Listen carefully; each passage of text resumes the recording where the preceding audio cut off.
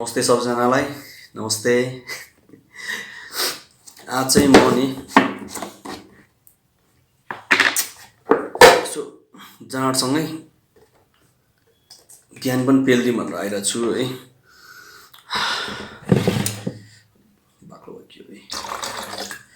So ज्ञान चाहिँ कस्तो हो भनेदेखि नि सबैजनालाई नि आफ्नो लाइफमा एउटा कोही मान्छे भयो भने हैन, लेट्स से उसले कुनै समयमा पनि केही पनि कुराहरू क्वेसन गर्दाखेरि अर्को साइडबाट चाहिँ यस्तो एन्सर आउँछ नि, जब ओहो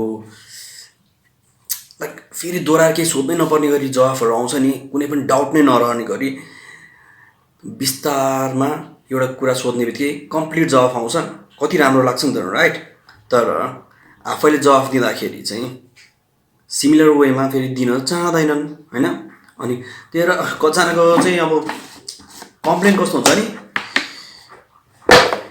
कति एउटै कुरा गरिरह, कति एउटै कुरा सोधिरह, राइट? जे भयो भयो बिर्सिदे हैन, यस्तो सुन्नमा आउँछ क्या। जब कि हैन तिमीले कसैलाई केही कुरा सोद्धाखेरि उसले बिस्तारमा हैन कुनै पनि फेरि दोहोरो प्रश्नै गर्नु नपर्ने गरी तिमीलाई कम्प्लिट एन्सर दिन्छ भने उसको पनि एक्सपेक्टेसन त रहन्छ तिमीले पनि सिमिलर वेमा एन्सर दियोस्। ओके फाइन, तिमीले सिमिलर वेमा एन्सर दिँदैनौ भने उसले त्यही उसमा रिपिटेड क्वेसनहरू गर्ला, त्यहीसँग रिलेटेड अरू क्वेसनहरू गर्ला हैन। तर मान्छेहरू मोस्टली कति एउटै कुरा गरिरह भन्ने गर्छन् हैन। अर्को भनेको जे भयो छोड्दे, लाइक प्रोपर क्लोजरै भएको हुँदैन हैन कसैको त्यो कुरामा। लेट्स से यो जे भयो छोड्दे बिर्सिदे, आई डोन्ट थिङ्क त्यो कसैले गर्न सक्छ, थाहा छैन मलाई सिरियसली है। तर कसैले चाहिँ सक्दैन जस्तो लाग्छ मलाई। इट्स प्रिटी डिफिकल्ट टु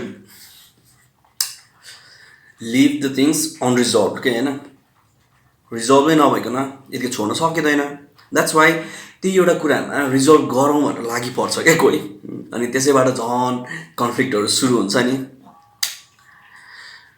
यो चाहिँ जेनरली ओभर थिङ्कर्सहरूलाई हुन्छ जस्तो लाग्छ है, जो अलिकति बढी सोच्छन् र उनीहरूले के सोच्छन् भने यस्तो यस्तो रूपमा पनि सोचेका हुन्छन् कि ओके मैले उसलाई एन्सर गर्दाखेरि उसको मनमा के